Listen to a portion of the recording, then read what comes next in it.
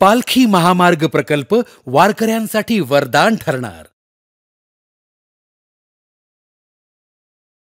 पंढरपूरची वारी म्हणजे शेकडो वर्षांपासून चालत आलेलं महाराष्ट्राचं सांस्कृतिक वैभव आहे।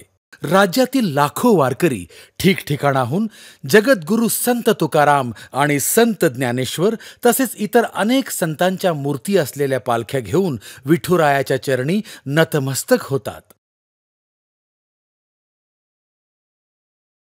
ज्या अनेक मार्गांनी पालख्या पंढरपुरात दाखल होतात त्या पालखी मार्गावर वारकऱ्यांसाठी सुविधा व सुरक्षितता केली पाहिजे असे पंतप्रधान नरेंद्र मोदी यांचं ध्येय आहे। त्यासाठी राष्ट्रीय महामार्ग प्रकल्प उभारण्याचे महायुती सरकारने ठरवले आहे। वारकऱ्यांना मूलभूत सुविधा उपलब्ध करून देण्यासाठी संत ज्ञानेश्वर महाराज पालखी मार्ग आणि संत तुकाराम महाराज पालखी मार्ग निश्चित केलाय। त्यासाठी महायुती शासनाने अंदाजे 10,000 कोटी रुपयांच्या प्रकल्पाची पायाभरणी केली आहे।